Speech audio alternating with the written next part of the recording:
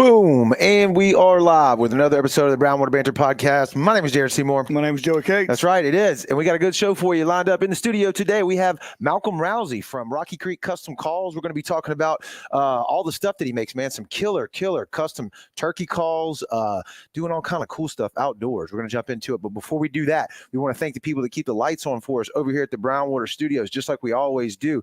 Right out of the gate, you might be familiar with Dr. Robbie Williams. It is 2024. It's the year to smile more, man. And when you're ready to get those pearly whites shined up and looking clean, you can look them up on Facebook at Southern Magnolia Smiles on Instagram or Facebook. And they are located right here in Washington Avenue in Ocean Springs. You can give them a shout and book that consultation at 228-215-1202. If you find yourself in need of legal representation, Taylor & Cox Law Firm has been practicing law on the Mississippi Gulf Coast for over 30 years. They specialize in felonies, misdemeanors, DUI, family law, divorce, child custody, you name it.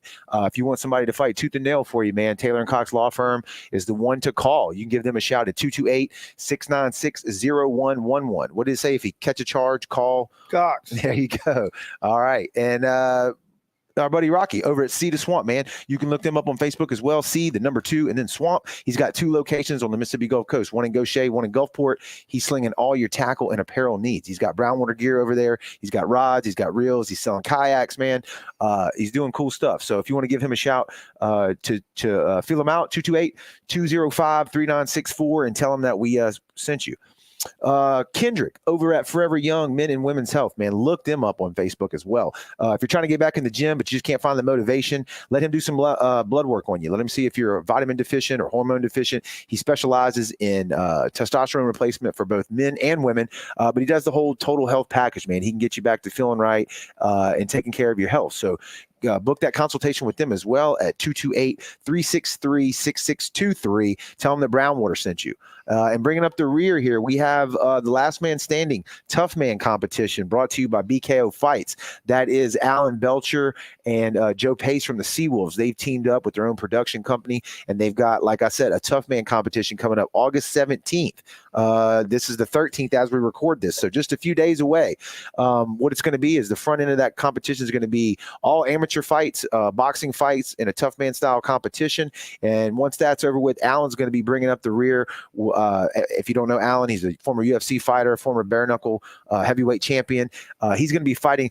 He told us Teddy Webster, but then I've also seen where they posted. Yeah, they got like a mystery guy. Yeah, so I don't know if Teddy's off the show or not, but they're kind of running the social media campaign like it's a mystery guest so far. So maybe they had to change up on the main event. But either way, Alan's going to be fighting. So he's had a ton of fights. He's won a ton of fights. He's the real deal. So go check it out. And we also have, how many, Joey? We have 4 8 sets. So eight total tickets. Hold on, let me pull that down. Boom, there you go. Flash them again. We got 8 total tickets here to give away. So if you're interested, drop us a comment below, and we might see if we can't hook that up for you. If not, we're going to give them away to some Brownwater diehards. See if we can't pack the house over there for them. But that about rounds it up. So Malcom, man, thank you, first of all, for stopping by and chatting with us. Like I said, we're here to talk about, let me flash the banner, Rocky Creek Custom Calls. So tell us, first off, what that is and how you got it started. Well, first and foremost, I've never heard about y'all's show until I got a friend named called Jason Mills. Okay. Jason's a fan of the show? He's a fan of the show. He listened to it every morning on the way to work. And he also, so he goes back and forth and tells me stories about what's going on about the Brownwater Banner. And I said, I never heard of it. And then, so I look it up and follow y'all, and here we are today. We said Jason, right? Jason. You tell Jason we said we appreciate it. He's a good man. We got bare knuckle tickets for him. If he's interested in going, he's got a set right there. He just won some. All right. So you let him know. But no, so what's your background? Tell us your background. So I about 4 years ago, I had ordered 3 duck calls for my son and my stepson and my son-in-law. Okay. And so I talked to this guy in July that I needed 3 duck calls, and this was in July. So, and then about a week before December, I meet the guy and I said, I need my duck calls. He said, well, you ain't gonna believe this.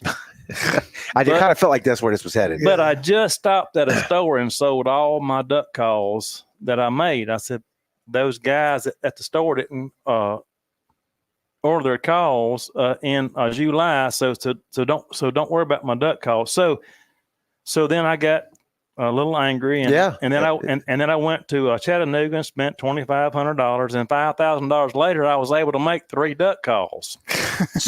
so that's how Rocky Creek Custom Calls got started. So he sold yours out from underneath you at a gas station, and then you just figured out how to make them on your own. You'd never made them before? Never made them in my life, but I've always been good with my hands, right? And I have turned stuff in high school on a lathe. Okay. And then I decided, I knew I could do it. So then I made the 3 duck calls, and then I got a friend at work called Mike Tisdall, and he said, "Man, you ought to make turkey calls." I said, "Nobody is going to buy turkey calls that I make." Well, I made about 25 that sounds pretty bad. Okay. So then I figured out what makes the turkey call sound like a turkey call. So once I've started making the calls, I met a guy named Tony Conway in Nashville, Tennessee. Okay.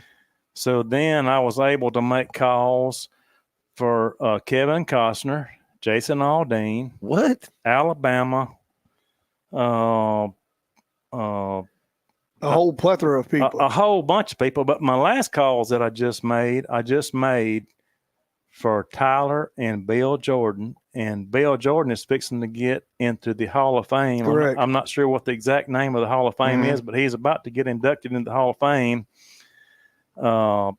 So that's how Rocky. It just come from a duck call to the turkey calls immediately. So I started in 2020. And here we are 4 years later. Here we are 4 years later, and I have shipped calls to 21 different states. And I've met a lot of good people through this. Yeah. And I just met y'all. Yeah. That's even better. Yeah, 2 duds ain't bad at all. Probably good people you met. Ain't bad at all. Ain't bad at all. So. How much equipment did you have to buy? Was it a lot of stuff? And then where did you learn? Was it YouTube videos or people? I actually bought a lathe that cost $2,500. So I got a little upset, and I went to Chattanooga, Tennessee, and I bought a lathe for $2,500, and then I got in the car, and so Google's working pretty good about right now. Right.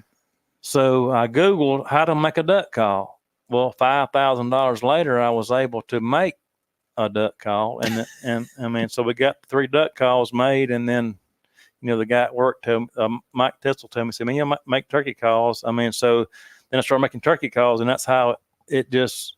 So then once I made the turkey calls, then on my own, I have come up with a owl hooter, which sounds pretty awesome. Yeah. And then I've come up with a deer grunt, and that's whenever Tyler Jordan messaged me 3 weeks ago, and I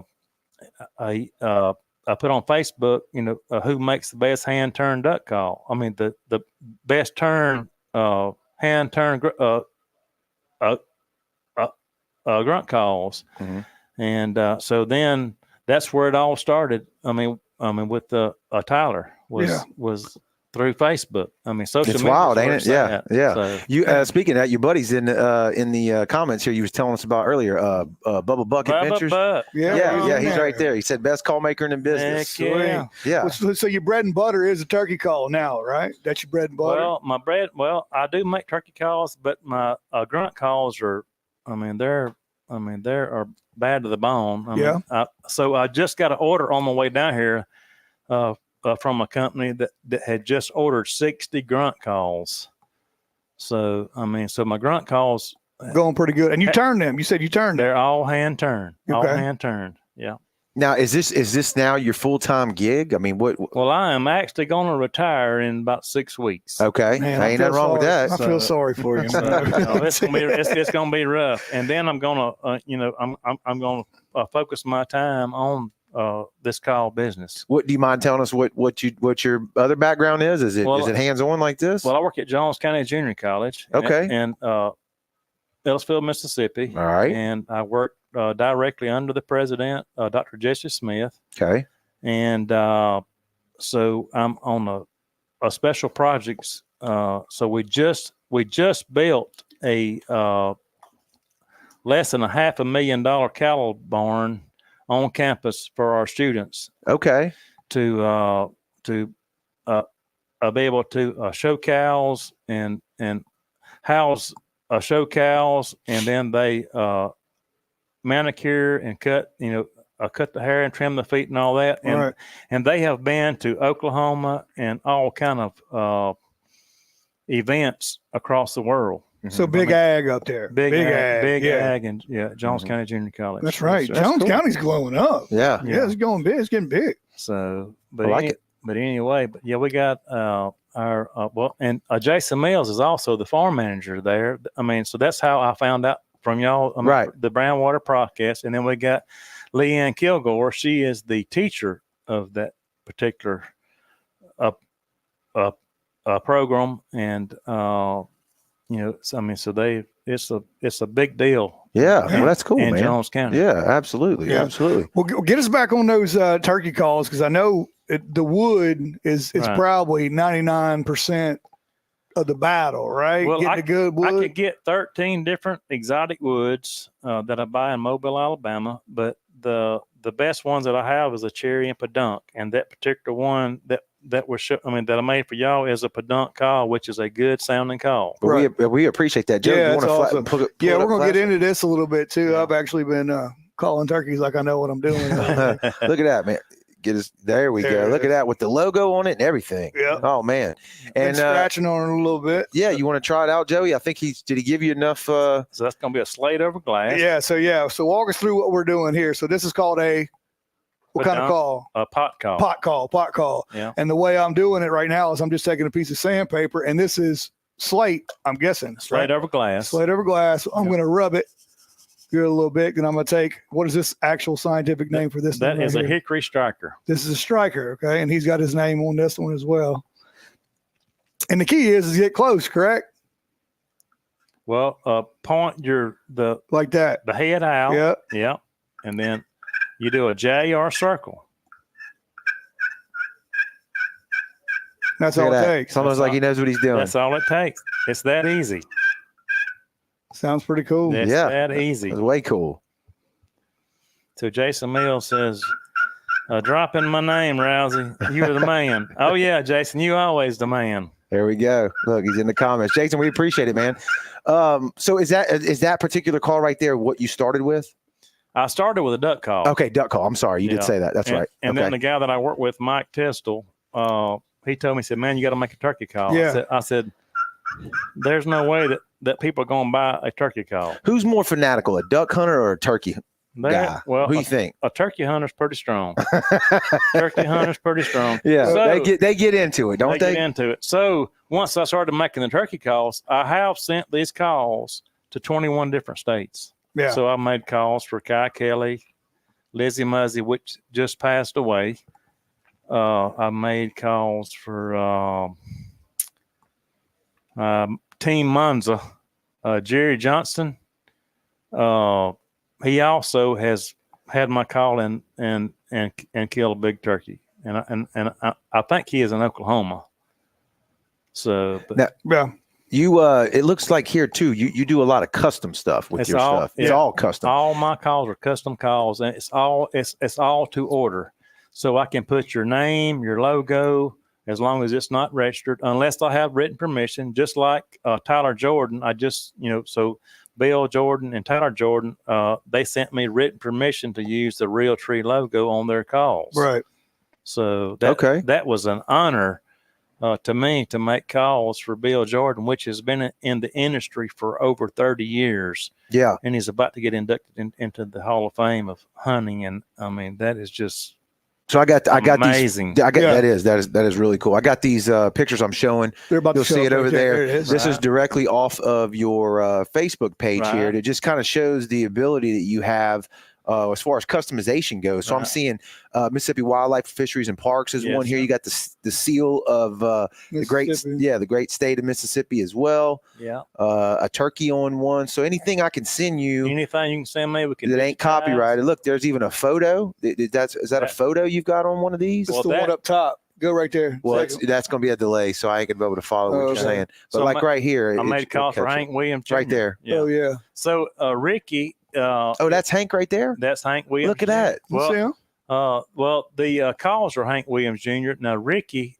is the guy that plays. He is Ricky is Hank's lead guitar player. So that's how I got in contact with Hank Williams Jr. because my best friend knows the lead guitar player of his band, Hank Williams Jr. His name is Ricky. You rubbing elbows with everybody. You juiced in with everybody. It seems like left and right here. So, I saw some of them, and correct me if I'm wrong, but it looked like you actually had a design on the slate. Is that correct? I do. Yeah, I do. The slate or the wood, either way. I can do any option that you want. Trace Atkins.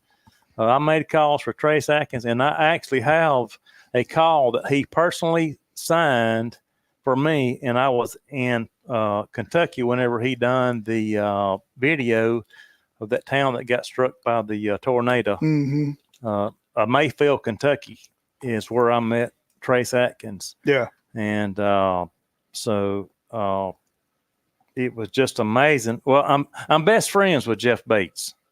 So that's how I got my country music connection from Jeff Bates and Tony Conway. So once all that happened, that's how I met Trace Atkins, and I was able to be with him, be on his bus, and get a signed autograph, a turkey call from him. So that was that's cool. Just completely amazing to do that. Yeah. So are you still are you doing trade shows and stuff like that to get your name out? Or are you just strictly going from all your contacts and social media? It's basically word of mouth and Facebook. I do go to all the trade shows. That's how I actually met Tyler. I can't remember. Tyler from Realtree, Tyler Jordan. Okay. Yeah. So, but I didn't tell him that I made calls. Okay. So I went and met him and said, my name's Malcom Rowzee, but I also have a friend called Bubba Buck. So go follow Bubba Buck. Yeah, he's in the comments. Because he is a super good guy. So I'm pretty sure that Bubba Buck put a word in his ear, and then just a few days later, then I was able to make calls for Tyler Jordan and his dad. That's cool. It just I've been blessed. Yeah. So go tell me the what all different categories of call do you have as of right now? Because I was looking on your Facebook page, and it seems like a lot different styles, right? Yeah. So right now I have a pot call, so you can get a pot call. You can get slate, glass, copper, aluminum. And then I'm about to start producing mouth calls. Okay. So I've got a world champion caller that is about to start working for me and doing mouth calls. So I do, the turkey calls. Mm-hmm. I do duck calls. I do an owl hooter, and then I do the grunt calls. Yeah. And I don't produce nothing unless I perfect it. So I'm in the perfection stage of making a trumpet call and a box call. So that's my next two items to put out is the trumpet call and box call. Yeah. JT's Outdoors Adventure says best calls ever. Yep, that's it. Thank you, JT. Also, go ahead and check out JT's Outdoors Adventure. He's also a good guy, and he's a good friend of mine, and he's very supportive of what I do, and he also has an awesome Facebook page. Yeah. Walk us through some of the process that you got going on here on these pot calls, because it looks like it's a lot of detail, a lot of work on it. How do you get started on it first? So what I do is I have a hole saw that I cut this out. So you have a 1/4 inch on each side. Right. And then once I get this thing cut out with a circle, I have a jig that I drill all these holes, because my laser engraver guy is very adamant about these things being in the exact spot. Right. Uh-huh. So I make sure that these holes are real close, and he owns Sawmill Monogramming in Laurel. And so he does all my lasering, and he does all my editing on my logos and stuff. Right. Mm-hmm. And then once I get that done, then I have a chuck. I put it in the lathe, and I turn off the inside, and that is a very important part. I mean, it's within a 0.002 of an inch. I mean, so all this stuff has got to be perfect on the inside. Oh yeah. Mm-hmm. I mean, for the sound. So once I get the inside turned, I normally turn about 20 or 30 at a time on the inside, and then I turn the outside. And then once I get the outside done, then I do the finishing product, seal it. And then once I get it sealed, then I carry it to a laser engraver, and then he puts my Rocky Creek custom calls on there, and then whatever you want on there. I mean, for your logo, as long as it's legal. Yeah. I mean, it's not registered unless I have written permission, like right. I mean, like Realtree. So what about this? How you put the slate? So, you mentioned glass and all kinds of stuff like that. So once I have this turned and I have the engraved, this thing has a pedestal on the inside.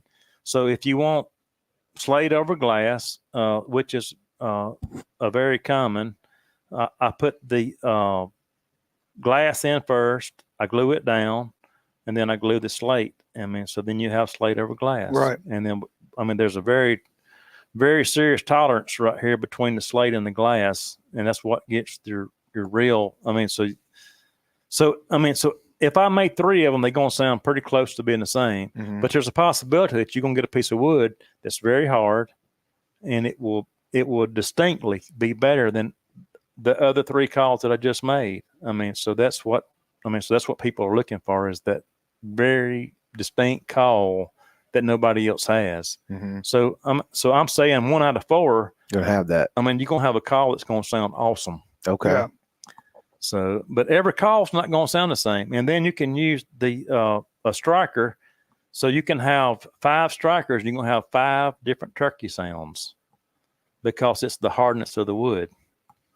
I got you. So everybody has a different ear. Right. Mm-hmm. So I can have the same call, and I can have 5 strikers, and they can pick it up, and each person is going to find a striker that they like best, and then and I'm not sure what they hear or what I hear. I mean, it all sounds good, Right. but there is a certain sound that they like to hear. Yeah. And that's what we go with. I mean, so that's why we make these pot calls and make them personal. And the people that I can meet face to face, then they try the different strikers, and then they find the strikers they want. Mm-hmm. But the ones that I ship to the 21 different states that I've shipped to, I normally send that hickory striker, because to me that's the best sounding striker that they are. And they don't have another one to compare it to, so that's going to be the best one they got. That's the best one they got. Yeah. So I like it. I like it. But what is that? What is the time? So if I wanted to order these, what's your turnaround time? Right now it's about a 7-day turnaround. Okay, really? Yeah. So that's pretty quick. That's pretty quick. Yeah. It's just now my grunt calls. Like I just say, I just got an order for 60 from a guy. So if you want a grunt call, you need to go ahead and text me or email me and get that started, because by the end of deer season, I may have like 500 grunt calls to make, but they're all made one at a time, hand by hand, and they're all going to be personalized with what you want on them. Mm-hmm. So if you want your name on them, brown water banner. So what I'm going to do is, when I get back, I'm going to make a grunt call with that brown water banner on there. So y'all can display it and show this right here. Yeah, show other people. So you have a turkey call, then you'll have a deer call. So and then I'll get invited back, and I will bring a duck call whenever I come back. And we'll do a lot of quacking. There exactly. You go. There you exactly. Go. Now, did you say you have an owl call? Is that what you said? I do have an owl call. Okay, can you run that through that? Like I'm familiar with duck hunting. I'm familiar with turkey hunting. I should have brought one with me, but I didn't. But I cannot make an owl call with my mouth, and I'm not even going to try to make one with my mouth, because everybody on this comment section is going to light you up. Huh? This comment section is going to light me up. Y'all will get a lot of laughs out of what I try to do. Yeah. But anyway, so since I can't make an owl call, with my mouth. Right. Naturally. Right. I made an owl call out of wood with a soundboard, and if I can make it sound like an owl, right, anybody can make it sound like an owl. So so that's one of my biggest sellers too, because I got on my truck Rocket Creek Hooter. Yeah. So that's what I mean. So that is my trademark, is Rocket Creek Hooter. Yeah. So with that call, you could see some nice hooters. Yeah. If you blow it right. Well, explain. That's good. Yeah, I like it. Explain the significance of the owl call in turkey hunting for people that don't know. Okay, so people that I didn't know, and I didn't know how to ask that question without sounding like a moron. Yeah. So people that don't know, turkeys hate owls. Okay. So early in the morning, right between dark and the sunrise, once you blow this owl call, and it's so what you blow into the owl call is who cooks for you all. Okay. And then once you blow into that at breaking daylight, that turkey hates an owl, and he is going to gobble on the limb. So once he's on the limb and you know where he's gobbling, you got him. You got to make your move. Either you're going to go in or you're going to sit still and call him to you. But if you got a Rocket Creek custom call, you come right to your lap. You can sit still and bring him to your lap. Okay, so you throw the owl out in the morning just to get your bearings of where he's at. That is a locator call, right? So so you do a crow after it gets daylight, and so I make crow calls too. But that owl hooter is it just gets them fired up. It gets them fired up early in the morning. I did not know that. Yeah, did not know that. And that's why most people don't hunt turkeys, because they don't hunt things smarter than them. And I've heard of turkeys. Turkey's pretty daggone smart. And a turkey is a very smart animal. Yeah. That's weird too. Small as their brain, you would assume is. But I heard their eyesight is unparalleled. You got to be really sneaky. You can be 1,000 yards from a turkey and they can see you blink your eye. Right. That's wild. That is how a turkey is. So you got to be very concealed, use very good calls, and use common sense to kill a turkey. Yeah. But it's easy once you kill one to bring him to you. But there's a lot factored in to killing a turkey. Yeah. But once you figure it out, well, Carl Ray Holyfield is a prime example. He is a turkey. He ain't a turkey hunter. Mm-hmm. He's a turkey killer. Yeah. Mass slaughterer. He kills within legal limits. He kills a lot of turkeys within legal limits. There you go. What's your hunting background? Is that what did you? Well, here's so my dad didn't hunt or fish in my whole entire life.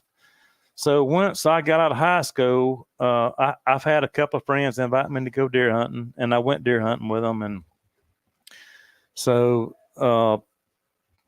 I kill a buck, and then you're hooked. So you're hooked. You're done. It's over with. So that's all I dreamed for every year was deer season. Mm-hmm.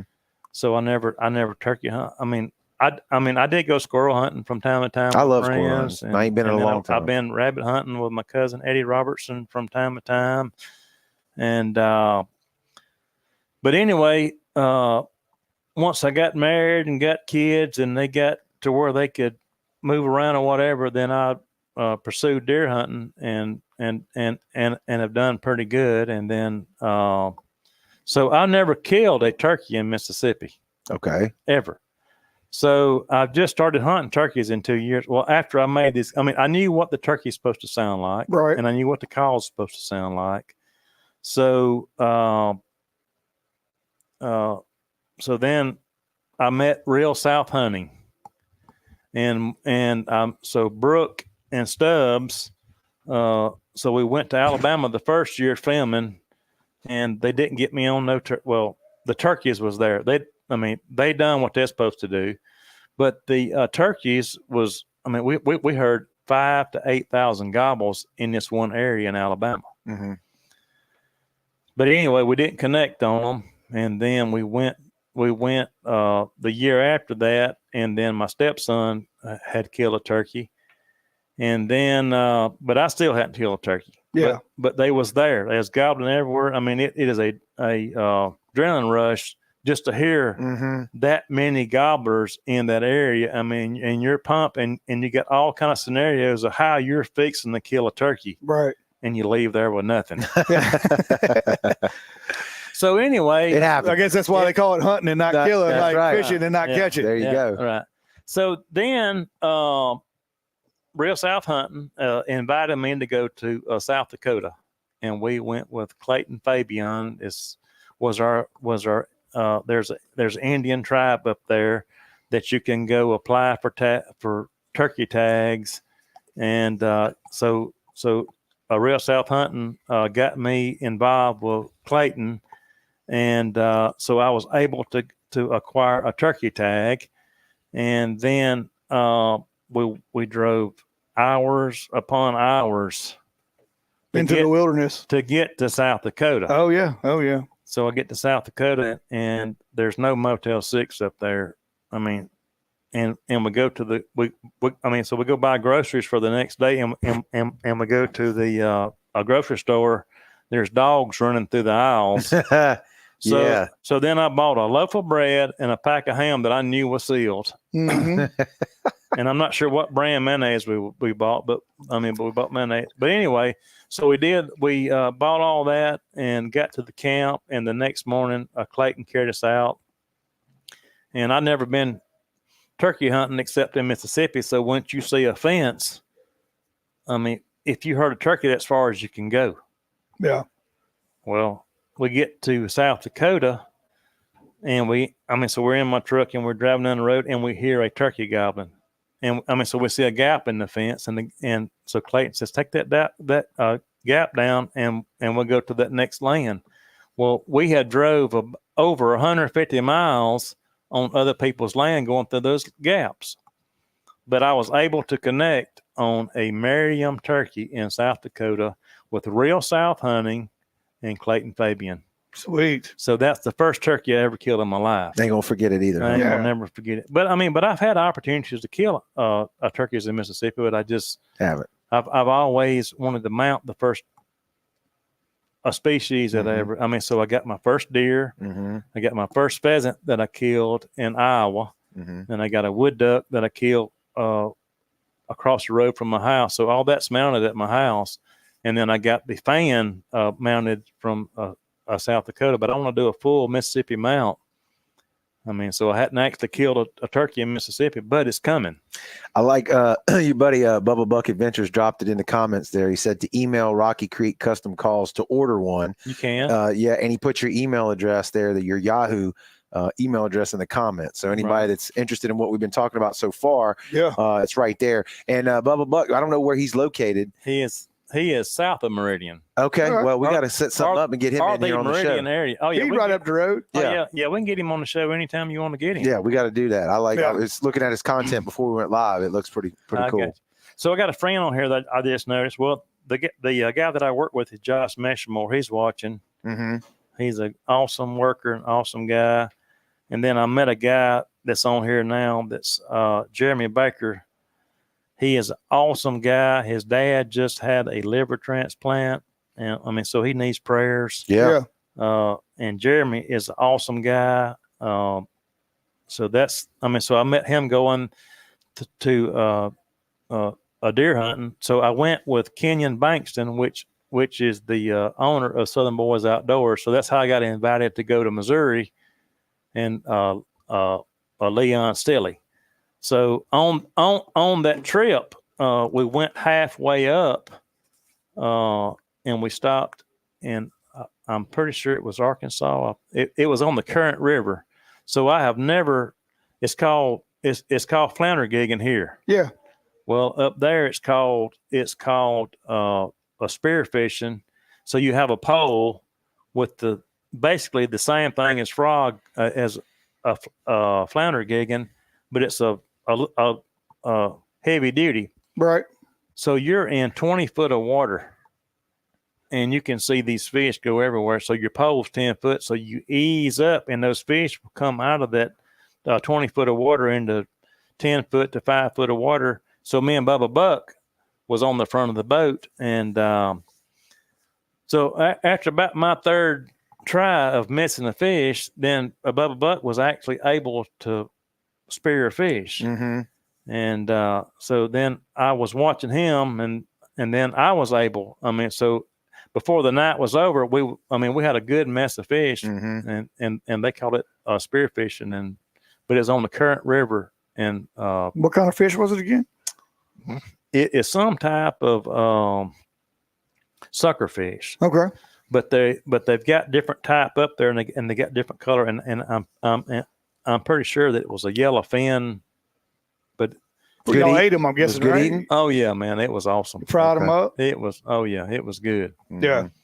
Well, speaking of water and tags, we got a season coming up pretty soon, right? You want to get into that? Oh yeah. Yeah. So let's talk about it. We got Gator season coming up, and I think you got the numbers over there. We just had a draw on. When was the draw on? Well, we had to put in, I think, around July. I'm not sure what the dates was, but we had to put in, and then once you got drawn, you had so many days to get your tag and get your information in for you to get your tag. Right. And then if you didn't get your tag, so I have about 18 people that put in for the tag, and there was only 2 people out of the 18 people that got drawn this year. So everybody that gets mad at the Mississippi Wildlife and Fisheries, so everybody don't get drawn. Right. I have a lot of money invested. I have $5,000 to $8,000 in my rod and reels, my bows. Not even count my boat. So we have fun on my boat, and anyway. So I've got drawn one time in 12 years, and so we had 18 people put in this year, and only one person got drawn. So we only have 2 tags in the southeast district, around the I-10 bridge. Mm-hmm. Around this area. Mm-hmm.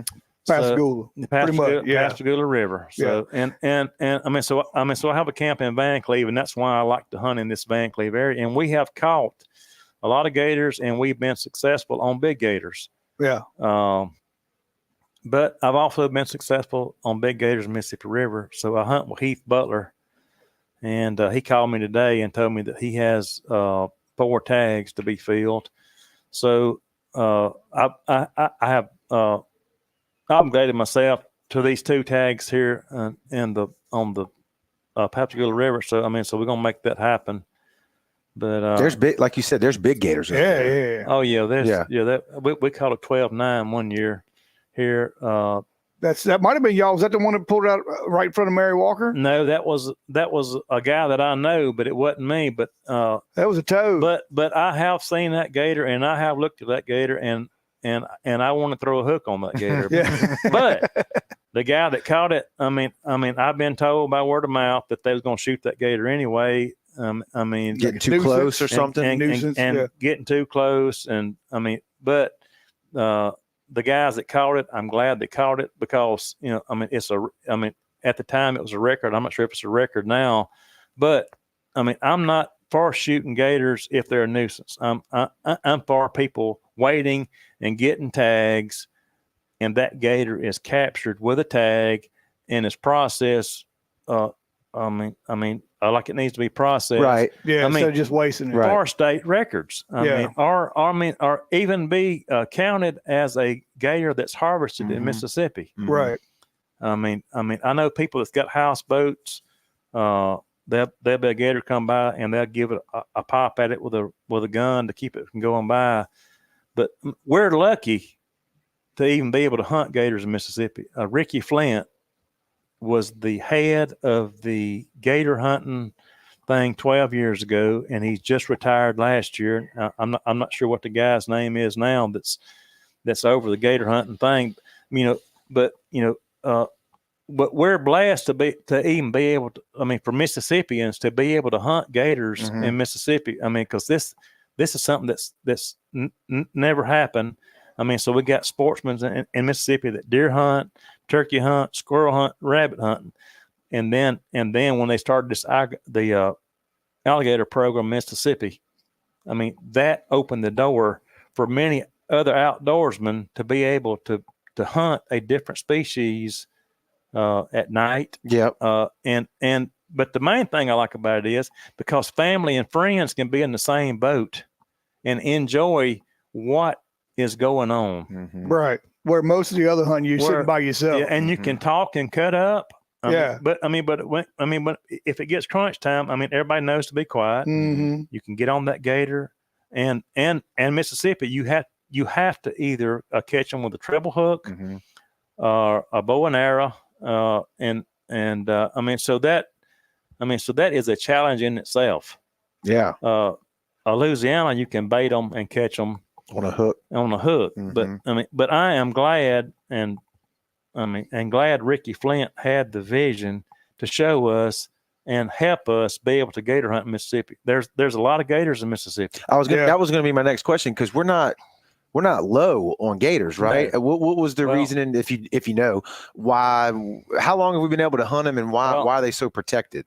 Well, so in Louisiana, they're able to go harvest the eggs before the eggs hatch, and then they're able to hatch these eggs in a hatchery, and then once these the gators are born, then I'm not sure what the percentage is, but there's a percentage that these gators have to be turned loose into the wild.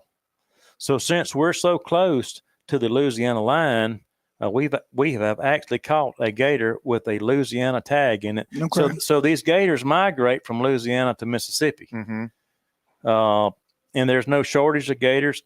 There's no dangers of getting bit by a gator. People say, "There's a gator, I'm gonna get bit."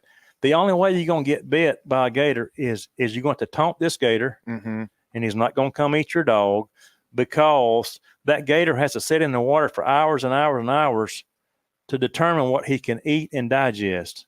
So that gator is not going to just come up and eat your dog or your animal or whatever in just a blink of an eye.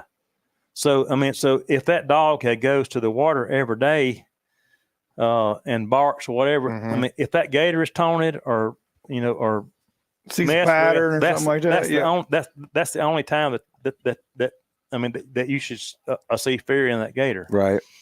But there's no, these gators are no harm to people that, they're just as scared as you are. As you are them. Right. Yeah. So I went to what's the eating place right there by 90? There's a burger joint right there in Pascagoula. Yeah. Huck's Cove. Yeah. So from Huck's Cove to Page Bayou Marina. So I'm counting gators from 12 inches to 13 foot. We counted 350 gators one night. God, dog. So there's no shortage of gators. Right. So again, do you know, again, my question, why are they so restrictive with the tags? Well, that's part I don't know. I had went and met with the representatives this year in Jackson, and was trying to figure out a better way or a way. Because I'm affected because I've only got drawn one time in 12 years. Right. So I have $5,000 to $8,000 worth of equipment. I have a boat, and I love gator hunting. So we're trying to figure out a way, or a better system. And I'm working with them trying to get a better system. But there is 10,000 people put in for 960 tags. Gosh, dog. Yeah. That's crazy. So, but it's an activity that everybody loves to do, and it's fun to do. Yeah. And I know people get upset. Because they don't get to go go gator hunting. But can you sell those tags? Like if I was awarded one, can I sell it to you? Let you use it? You have got to be in the boat with it. While it's being captured. And the way it works, if you don't know how gator works, you got to pay, what is it, $4?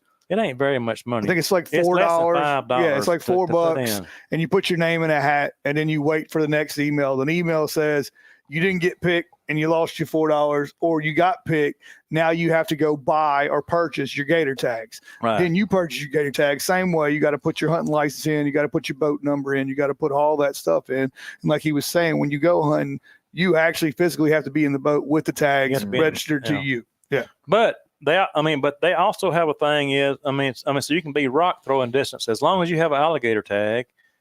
You can be in a different boat, a rock throwing distance from the boat that has the tags. Mm-hmm. So observe more or less. You can actually catch the gator if you're in the tag along boat, but you got to be rock throwing distance. Okay. Yeah.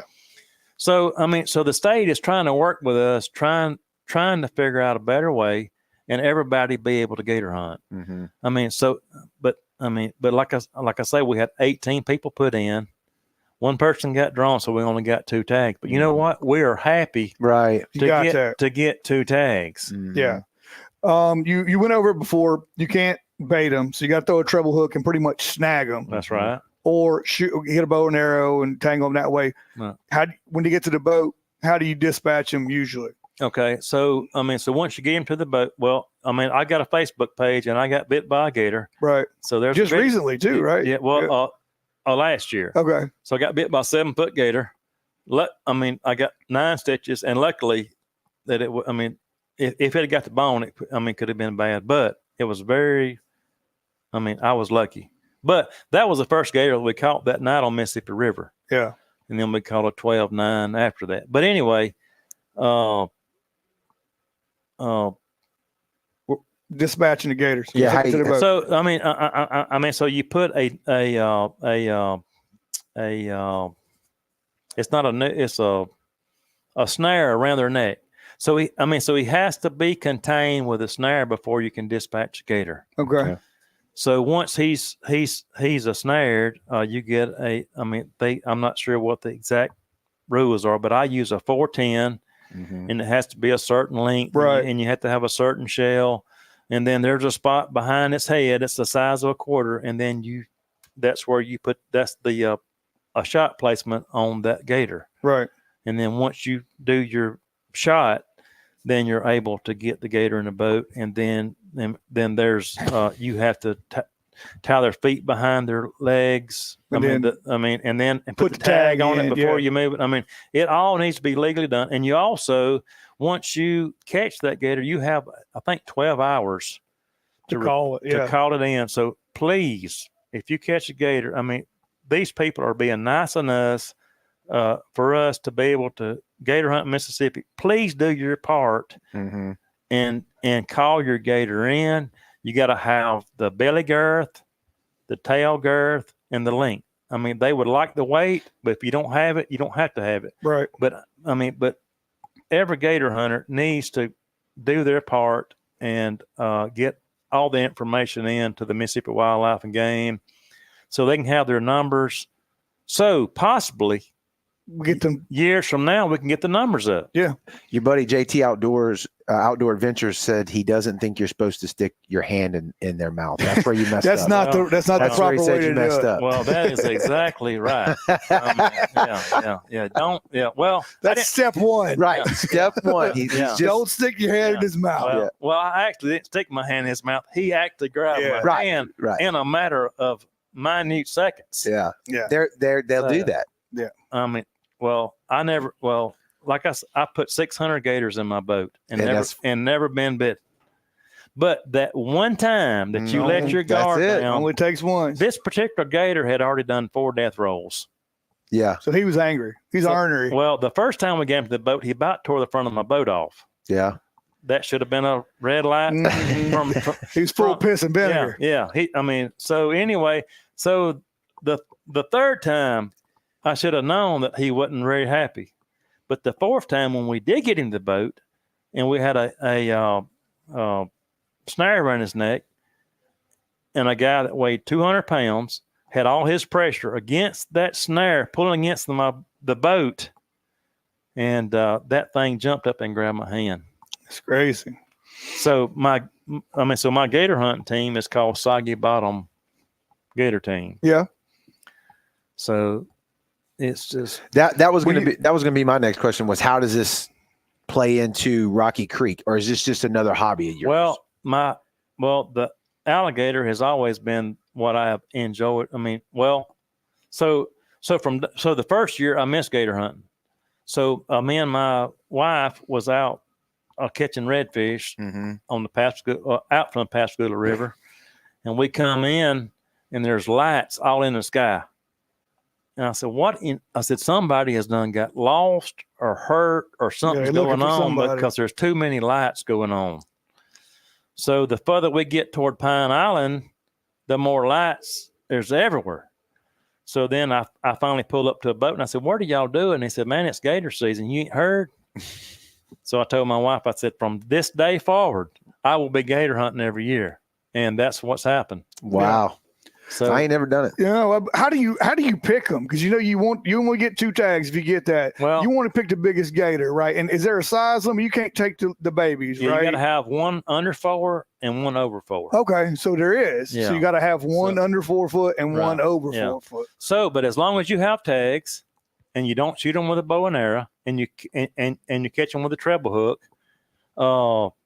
you can get them to the boat and you can remove the hook and it's catch and release. So you don't actually have to keep that gator that you just caught that, I got you. I mean, so if you get him to the boat and if you get him to the boat with a hook, 6 foot with a hook, won't let him go. You can let him go. Yeah. Now I'm going to probably assume that you can't do catch and release without having a tag. You got to have a tag. Yeah. You got to have a tag. So that's what we normally do.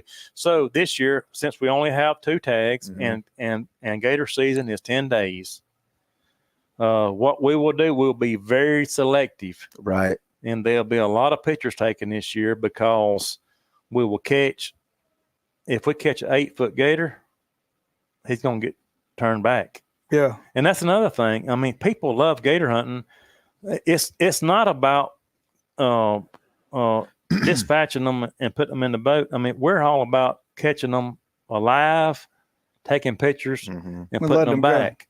I mean, so it's not, I mean, everybody says, man, wait, but I mean, that's. So you could get a few nights or a lot of nights maybe of hunting. Fishing. You can hunt how do you call it? Yeah. all 10 days and catch and release. Okay. But if you was to catch a 12 or 13 footer on night 3, then you're going to make sure that take him. You're going to tag him. Yeah. Yeah. Okay. So, and then the other one would have to be under 4 foot. Under 4 foot. That's kind of weird that they make you take a small one. Yeah. Yeah. It's a 4 foot. I'm 99% sure what the rule, I mean, that is a rule, but there's one under 4 and a one over 4. Yeah.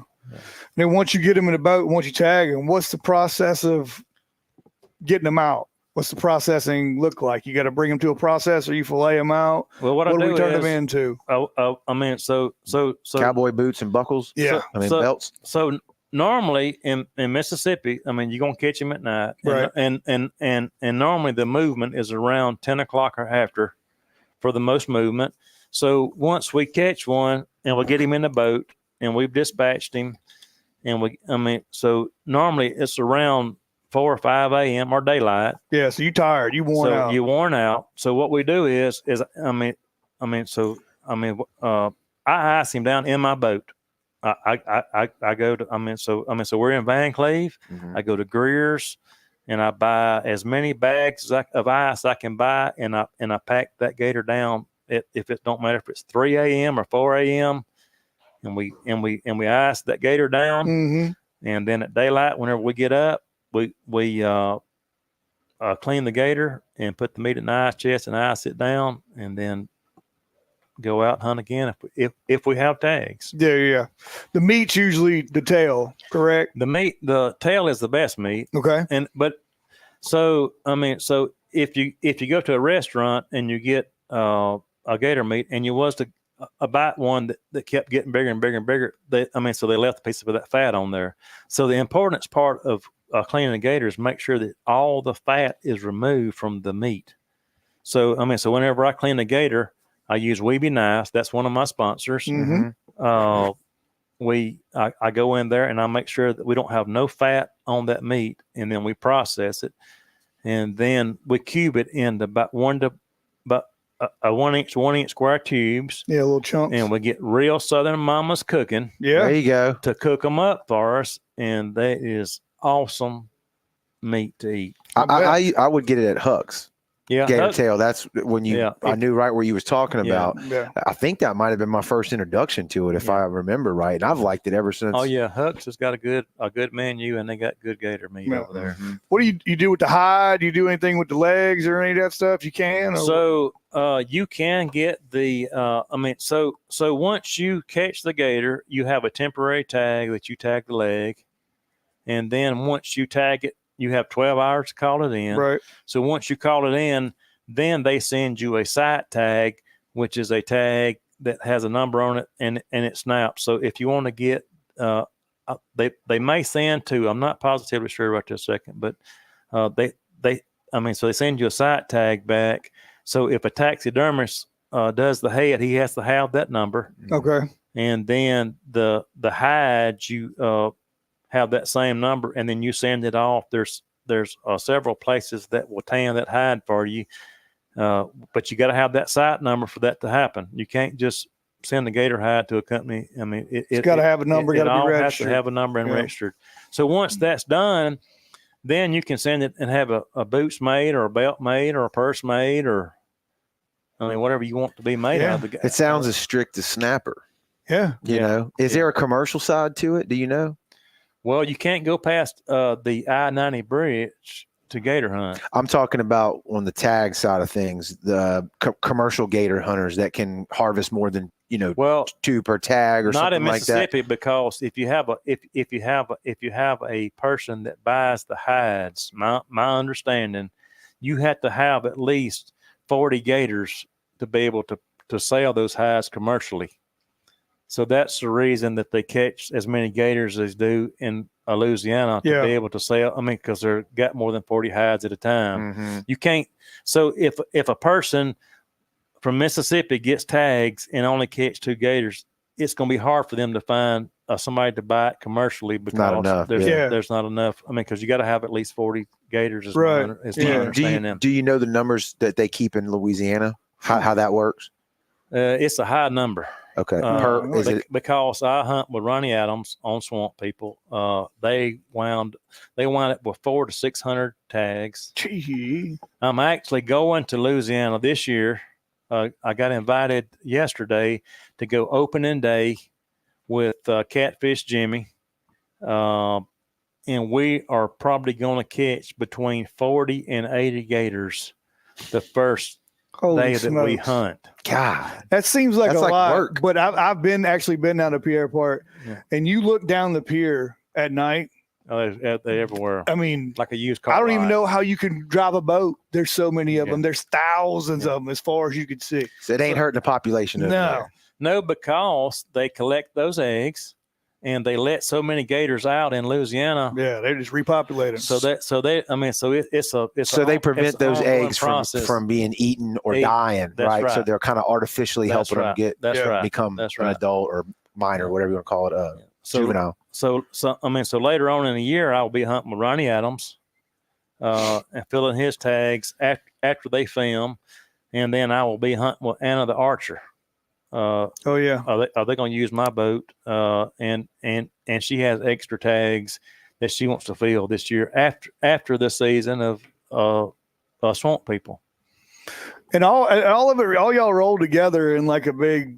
So most of the outdoor extravaganzas and trade shows and stuff like that, you'll see probably just about most of y'all in the same place at the same time. Correct? Right.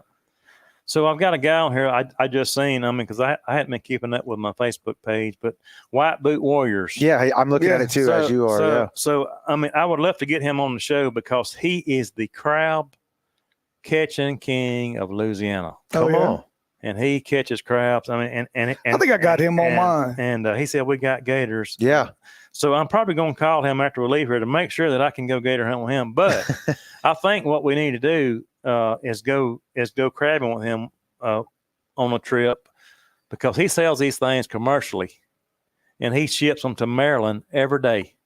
Now, right now, I think the season is slow because of the economy, but it's crazy. how many crabs he ships to Maryland every day. Oh, I believe it. I saw a video. I don't know if it is. I think it was his. Is the ones that he didn't sell. Right, and he dumped back. He dump them back over. I'm talking about dozens. Still alive. Yeah. So what we'll wind up doing one day is those he throw back, we're going to have a crab boil. Absolutely. And visit the people in Louisiana and just enjoy and have a good time. I love it over there. Like I've never had a bad time over there. I can tell you. Yeah. You've had a lot of people comment on this video, and a lot of like outdoors channels too. It's kind of unique to this episode here. We haven't had that before. Real South Hunting said what's up to you. ALS Outdoors, JT's He's Outdoors Adventures was commenting. Yeah, so it's a lot of you definitely in the community for sure. Yeah. So we got a White Boot Warrior said I'm retired from gator hunting, but he knows where the gators are. So he could point you in the right direction. And we got my dad watching Real South Hunting, Kelton Rival Hunting, ALS Outdoors, JT Outdoors, and Miss Shirley Chuck. She is from Florida and she has been a trooper. Okay. Everything that we do, Real Southern Mama's Cooking, Southern Boys Outdoors, Real South Hunting. I mean, she has been support to us. So I'm just going through here. Yeah. Well, you definitely got a lot of people here, and we need you to funnel them to us because we love to have all these people on. We can make it happen over time for sure. Okay. Go ahead. I mean, so we got MC Taylor, Jeremy Baker. So I mean, but all these people are my people. Yeah. And I mean, my thing is, so you start out with a circle. And all of us need to be in a circle. And even if our circle grows, that makes us grow. Correct. Mm-hmm. So that is, we're all in this together. Yeah. I'm with you. That's definitely our motto. Yep. So to bring it around full circle, let's just say, so the gator hunting, man, I got your Facebook page tagged in the comments here. So people, if they're interested, especially in the calls, can they message you through? They can message me on 601-319-5252. I do answer Messenger. I'm not a Messenger guy, but I will answer it. But if I get a direct text, you can send me what you want, and we will put it on that call and what call you want, and it will be shipped out to you. Pretty quick. But get it in before season starts. Yes, because orders are coming in like crazy right now. Tell me that number again. I got it. 601-319. Hold on. 319-5252. 5252. I got it right here. I'm going to drop that in the comments too. So that's to order, correct? Yep, that's to order. Yes, sir. Text to order. There we go. I'm gonna drop that below so people that are watching, if they want one, and tell them you want a brown water one. Yeah. He's already got the logo. Yeah, and you can make as many of those as you need to. That's right. We ain't gonna hit you with no copyright strikes. So for sure, Malcolm, man, we appreciate you stopping by, man. This has been a fun chat. I knew it was gonna be a good one. Yes. And the call, thank you for bringing that in. Like Joey said, we're gonna keep it right there and show it off to everybody that comes in the studio. Let them know where they can go find it. So funnel us some people. Yes, sir. You said your wife, right, was the cook? A Real Southern Mama's Cooking. Go follow her page. Also, the Brown Water Banner podcast has been some awesome people. They cordially invited me to come to be on this podcast. They're very nice people. So if all my followers would go follow them, and let's get this thing going. We ain't gonna argue with that. No. So thank you very much, and thanks to everybody on the lives. We appreciate y'all watching in. You can download the Brown Water Banter app. It's free in the App Store and on Google Play. And we have all of our stuff is linked in there. All of our podcasts, all of our videos, you can watch on demand right there. But then also we have a lot of links to bag limits, to tides, stuff like that for the guys that fish a lot, and some of the hunting stuff for the state of Mississippi specifically. Right. So, and then like Joey said, we got a country radio station inside of the app too. All that's free. Check it out if you don't have anything to do. We appreciate that. We got some cool stuff coming up. We do about 4 or 5 of these a month. So if you're new to the show, thanks for tuning in and stick with us. Yep.